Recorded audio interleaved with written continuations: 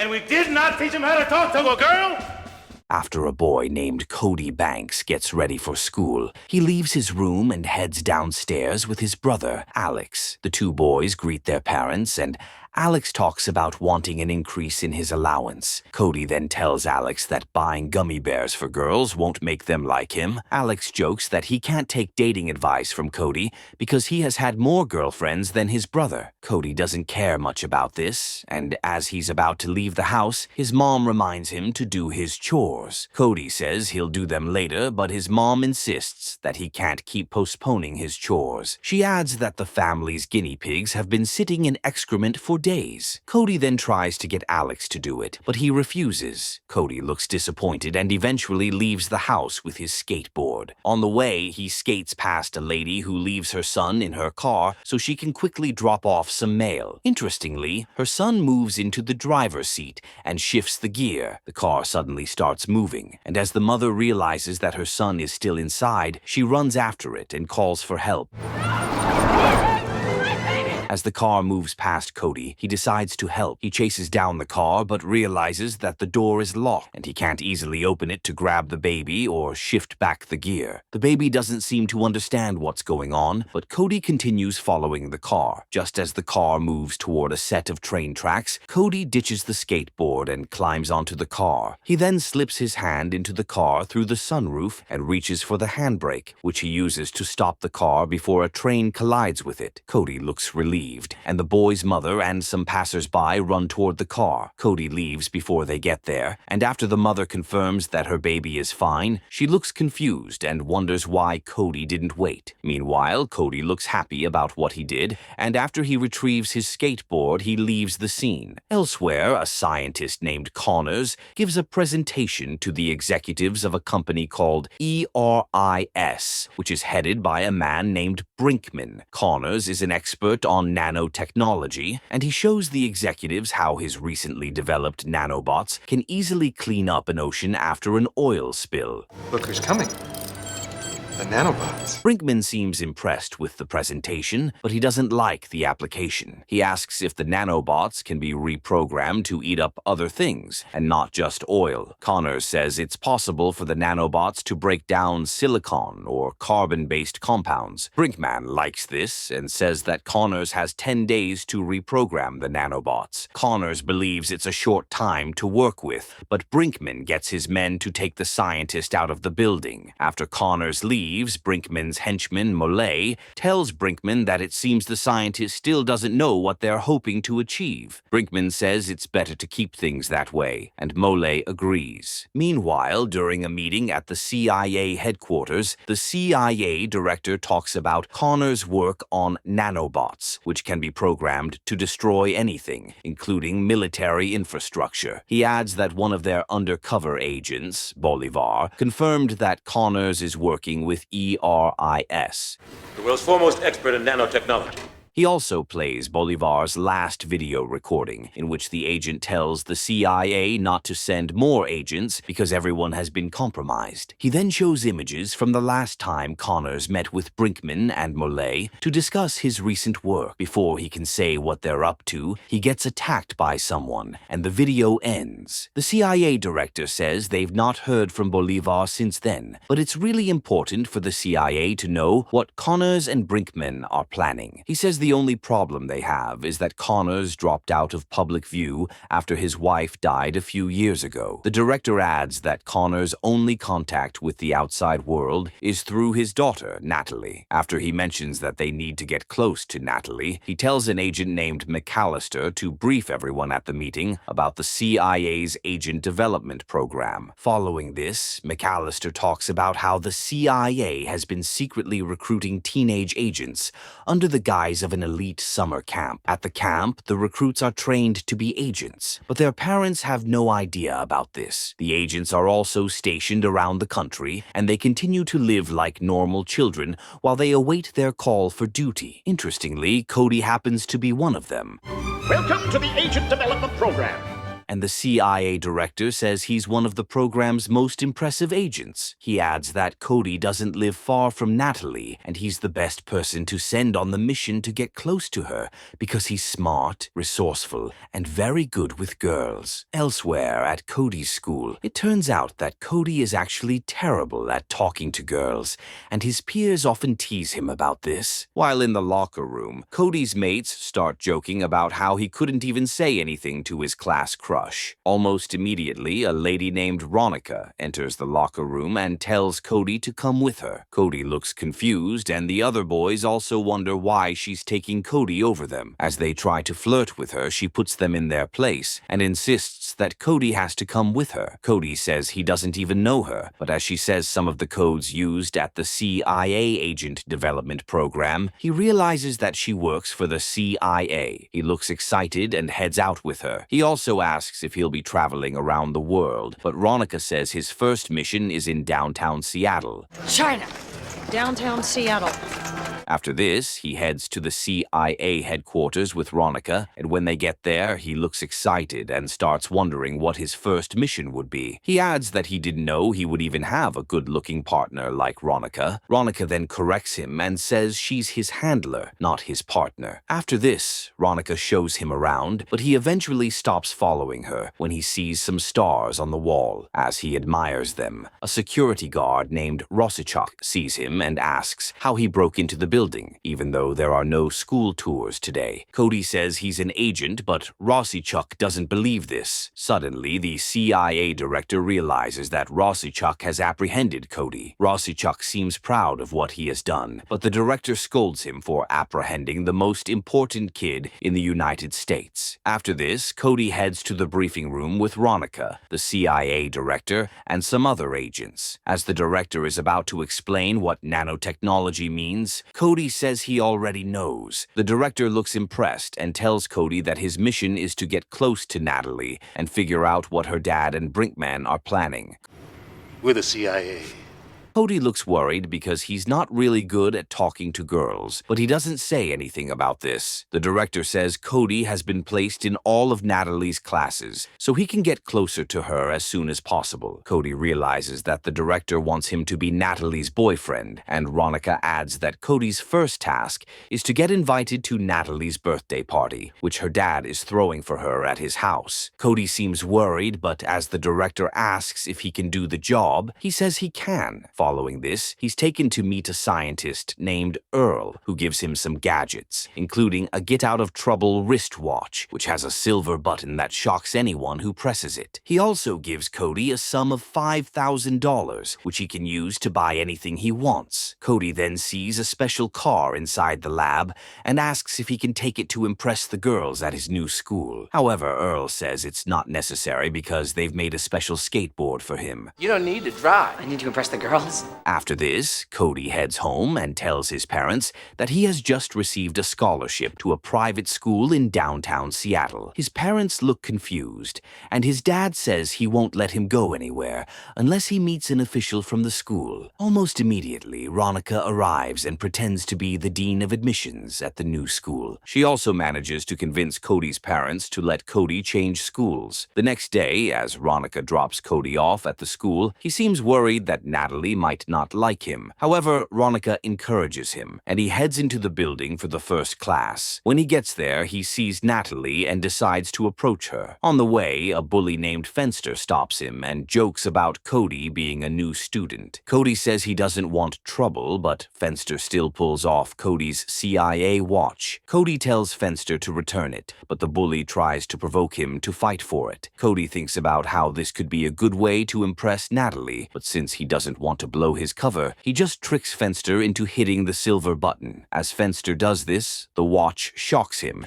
Just promise me you won't touch that silver button right there. And Cody quickly gets it back. He then walks up to Natalie while she's with her friends. Unfortunately, he still doesn't know how to strike up a conversation with girls, and he ends up talking about books. Natalie finds this weird and assumes that he's a freak. As she walks away, Cody looks disappointed and wonders if he'll be able to get her to like him. Shortly after, he shows up for Natalie's next class, which is driver's education. Natalie wonders why he's in all her classes classes, and Cody jokes that great minds think alike. She then complains about the instructor, Mr. Yi, and says that he never passes anyone. Cody says her dad will probably be able to drive her around, but Natalie says she's actually trying to get her license so she can drive herself. She adds that her dad never has time for her because he's always busy doing experiments. Cody tries to ask more questions about her dad, but Natalie thinks he's being weird again. Just then, Yip shows up and says that driving is a privilege, not a right. He adds that his job is to protect society from bad drivers. Following this, he tells Natalie to take her test first.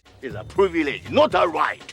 Unfortunately, Natalie doesn't do well and Yip fails her. When it's Cody's turn, he drives recklessly to impress Natalie, and this gets Yip pissed. Natalie enjoys this, but after Cody stops the car, her friends quickly help her out and scold Cody for nearly killing her. Cody looks disappointed, and Yip says he'll make sure Cody never gets a driver's license. As Yip walks away, though, 2 CIA agents follow him to make him change his mind about Cody's license. Later that day, Cody meets up with Ronica at the CIA, and she asks why he still hasn't asked Natalie out. Cody says he's still busy with schoolwork and his chores. Ronica then offers to get the CIA to help with his chores, and he says he'd like that. The next day, the CIA sends people to clean Cody's house and handle all his other chores.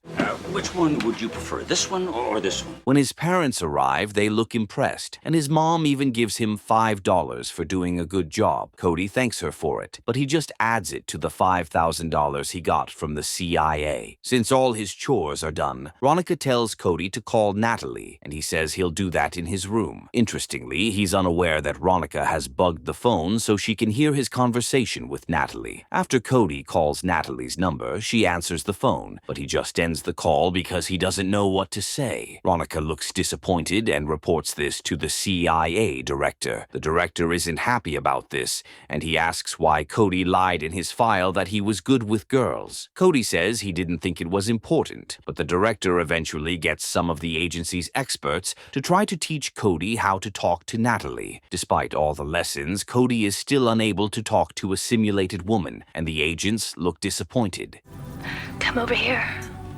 The next day at school, Cody sees Natalie about to fall off a ladder while putting up a banner. He quickly saves her before she falls badly, and Natalie seems impressed. Cody eventually follows her to the school clinic, and the nurse tells him to help put some pressure on Natalie's sore ankle while she goes to get something outside. Natalie then asks if he thinks her ankle is broken, but he says it isn't. Natalie asks how he knows, and he says he has broken a few bones before. Natalie asks how, and he says he has been to many summer camps.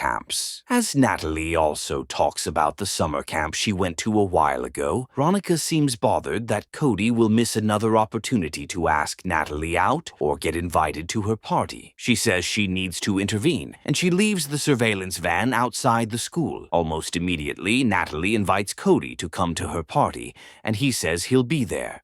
I'd love to. Suddenly, Ronica enters the room disguised as a nurse. Cody tries to tell her that she doesn't have to do anything, but Ronica still tries to get Natalie to invite Cody to her party. Natalie says she has done that, and Ronica looks embarrassed. Days later, on Natalie's birthday, Ronica tells Cody everything he needs to know about Connor's house. She also mentions that he has to be careful because Brinkman's men might be around. Following this, she gives him the key to a really nice car so he'll take it to the party, and he looks excited. When he gets to the entrance, he scans the security men and notices that they have guns. After he's allowed in, he gets out of the car and heads toward Natalie. Surprisingly, he sees her dad walking aimlessly, but he just focuses on going to meet Natalie, who looks happy to see him. Cody then gives her a necklace for her birthday, and she says she likes it. She also tells him to help her put it on, and as he does this, it turns out that the necklace has a tracking device inside it. Almost immediately, Natalie sees Fenster throwing some boys into the pool, and she says she needs to warn him. That won't happen again, I promise. Yeah, right. As she walks away, Cody heads to the poker table to play a game. He places a bet with fake money, and Molay also shows up to do the same thing. Cody recognizes Molay as Brinkman's henchman, but he doesn't act weird. Unfortunately, Molay loses his bet, and even though they were playing with fake money, he still refuses to let Cody take take his chips. Cody doesn't get this, but Mole just walks away. After a while, Cody sees Brinkman, Mole, and Connors heading to Connors' secret lab. Ronica and 2 other agents are inside a surveillance van outside the house, and they're also able to see everything that's happening through Cody's glasses. Cody says he wants to see what the men are up to, but Ronica tells him to wait until the place is clear. Despite this, Cody says he's already going in, and he sneaks past some of the guards and enters the lab's vent. From there, he's able to hear Connors and Brinkman talking about the nanobots. Brinkman asks if Connors is ready to mass-produce the nanobots, and he says he is. However, he mentions that he needs a lot of ice to control the nanobots. Brinkman says he'll get that sorted. It's 1 cube. How many nanobots are there?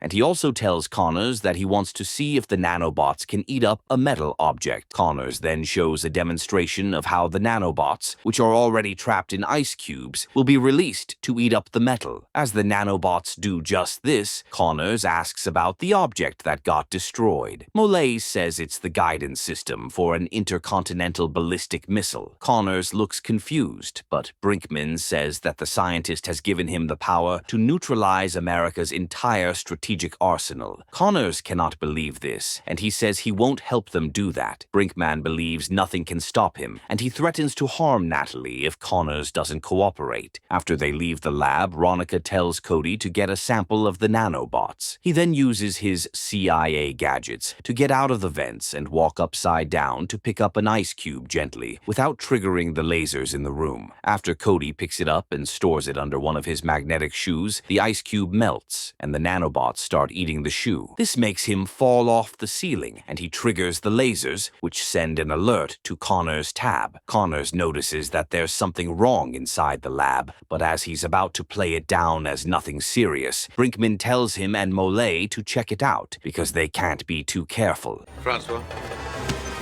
Luckily, Cody manages to leave before they come back in. As he returns to the car, Fenster and his friends try to bully him. Cody doesn't like this, and he beats them up easily. Everyone looks impressed, but as he walks away, Mole tells Brinkman that Cody's moves are straight out of the CIA handbook. Brinkman cannot believe that the CIA is now recruiting kids, and he says he'll have to do that at ERIS. The next day, Cody gets pulled off the mission because his fight with Fenster made the news, and his cover is blown. Cody still wants to work on the case, but Ronica insists that he can't do that anymore. She also takes off his badge and tells him to stay away from Natalie. Elsewhere, at Aris's thermolab, Connors refuses to cooperate, and Brinkman tells Mole to kidnap Natalie. The next day, Natalie visits Cody at his house, and his parents and brother look shocked to see that a girl really came home to see him. Cody eventually takes Natalie out to get ice cream. He then says there's something he has to tell her, but she assumes that he's about to confess his feelings for her. She says she feels the same way.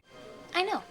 You do? But before Cody can explain himself, Mole shows up. Cody immediately tries to run away with Natalie, but Mole and his men eventually grab her before knocking him out. When Cody wakes up, he sees himself inside a van with Ronica and 2 other agents. Cody says he wants to help, but Ronica insists that the director hasn't changed his mind. She also tells him to go back to his normal life. As she drops him off, Cody looks disappointed and heads into the house. Did that girl do this to you? When he gets to his room, he sees Alex playing with one of his gadgets. As he tries to grab it, he accidentally hits a button that shows a holographic message. Alex looks shocked, and Cody tries to get his brother to forget about what he just saw. Suddenly, he sees a red dot blinking on his phone, and he realizes that it's Natalie's location from the tracker on her necklace. He then calls the CIA helpline to see if he can speak to Ronica or the director. Unfortunately, Cody doesn't get in touch with them, and he decides to help Natalie on his own. He then tells Alex about his secret mission and makes his brother promise to cover up for him in case their parents ask about him. Alex asks what's in it for him, and Cody gives him the $5,000 he got from the agency. A while later, Cody sneaks into the CIA building and gets Rosichuk to let him in. Interestingly, Rosichuk doesn't know that Cody is no longer working with the agency, and Cody goes in without having his ID checked. eject. He then steals a rocket-powered snowboard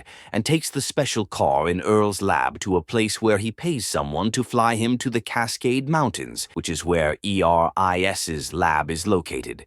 I need to get to Redface. Shortly after, the CIA director learns about what Cody did, and he doesn't look happy. Ronica believes they have to admire Cody's perseverance, but the director disagrees because Cody is not following orders. After a while, Cody gets dropped off near ERIS's lab, and as he uses the snowboard to move closer, some of the guards spot him. They try to stop him, but he takes them down one by one. However, he eventually gets stuck in a tree, and as he struggles to free himself, Ronica shows up with a special flying machine. She tells him to come with her, but he says he's not leaving without saving Natalie. Ronica says she wants that too, and after Cody gets off the tree, he joins her to sneak into the secret lab. After moving around without being seen, they suddenly see Natalie inside a big tent. Cody then decides to sneak in to tell her what's happening. When he gets into the tent, Natalie looks shocked to see him, but he quickly tries to hide so that the cameras won't spot him. Unfortunately, this doesn't work out well, and Molay sees him. I'm not going anywhere until I find out what's going on here. Cody then tells Natalie that he works for the CIA, and his mission was to get close to her to find out more about her dad. Natalie looks disappointed, but Cody says he really likes her, even though that wasn't part of the mission. He adds that he was eventually pulled off the mission because he was getting emotionally attached to her. After Ronica is done placing bombs around the lab, she enters the tent and tells Cody that they have to go. Natalie looks confused and asks what the school nurse is doing there, but Cody says she also works for the CIA. As they're about to leave the tent, Molay's men grab them. Luckily, Cody is able to escape, and Ronica quickly gives him the detonator for the bombs. After this, Natalie and Ronica are taken to meet Brinkman. Natalie asks about her dad, and Brinkman tells Molay to bring Connors upstairs. When Connors gets there, Brinkman places an ice cube on Natalie's face and tells Connors to program the nanobots to follow the commands on a remote control. Natalie tells her dad not to do it, but Connors seems worried that the nanobots could kill her, so he agrees to help Brinkman. Program the nanobots to obey that remote control. Before Connors can do anything, Cody shows up and threatens to blow up the lab if Brinkman doesn't let Natalie go. Brinkman thinks he's just bluffing, but Cody sets off the bombs. This causes huge explosions, which leave Brinkman shocked. Before he can think of what to do next, Natalie picks up an ice cube and puts it inside his mouth. As he accidentally swallows it, he quickly tells Molay to use the remote to stop the nanobots from killing him. Unfortunately, Connors didn't actually program the remote, and the nanobots kill Brinkman. Molay looks shocked, but before he can do anything, Cody punches him, and he falls into a burning section inside the lab. Cody, Ronica, Natalie, and Connors then head toward the entrance so they can escape. Cody also plants a bomb on a gas tank, and the countdown begins. Interestingly, the heat inside the lab causes the nanobots to be released,